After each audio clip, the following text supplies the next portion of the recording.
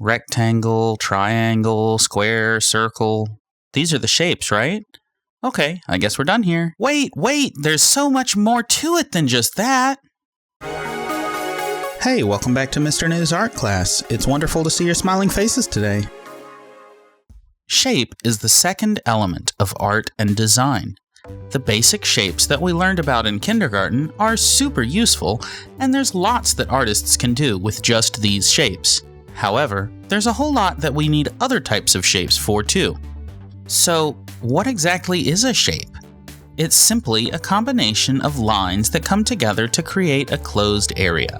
And if you watched last week's video, link in the description, you'll know that lines come in all different styles. That means that shapes do too. You can even make up your own shapes by putting different types of lines together and seeing what happens. The shapes that most people think of, squares, triangles, rectangles, etc., are what we call geometric shapes. These are shapes that are made out of straight lines and have boxy corners. Geometric shapes are the kinds that you see in most man-made structures, such as bricks, windows, kites, stairs, etc. They don't have to be regular though. Sometimes they have lots of little lines dipping in and out and making interesting crevices. On the other hand, shapes like circles, ovals, and crescents use curved lines instead of straight ones. We call these organic shapes because they have a lot in common with the shapes we see in nature. These can also be manipulated into irregular shapes with lots of loopy segments or sharp claw-like corners. In both classifications, geometric and organic, we can make subcategories of regular or irregular shapes. Regular shapes follow mathematical rules, such as squares having sides of equal length. Whereas irregular shapes often appear more messy because there aren't any rules for making them. We can also combine both straight and curved lines into a single shape, making it both geometric and organic. Or would it be neither? Geoganic? Orgometric? Whatever you call them, they have very interesting qualities because the straight and the curved edges juxtapose against each other to create a variety of different feelings. Now, I know you've all been in a math class where your teacher told you that a shape has to be closed.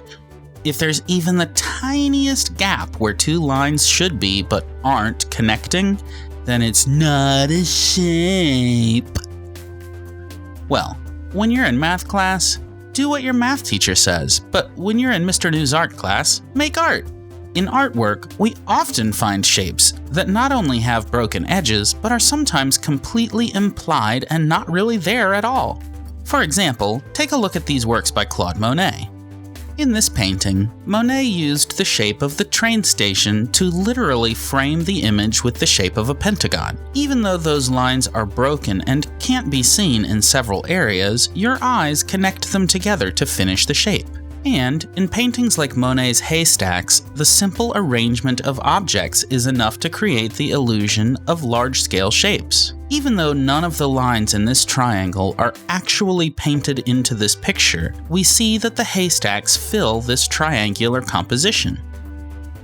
Shapes can be used by themselves, or they can be grouped together with other shapes. And if they're put together the right way, they'll even make 3D forms, which is another element that we'll talk about in a few weeks. While we're mentioning the other elements, shapes can be empty or they can be filled with the other elements, such as value, texture, or color. Shapes are literally everywhere you look, and they do all sorts of things. Look around you and think about the kinds of shapes that you see. Do you see any that we haven't mentioned in this video? Leave a comment down below and let me know what kinds of shapes you see and what kind you prefer using in your artwork.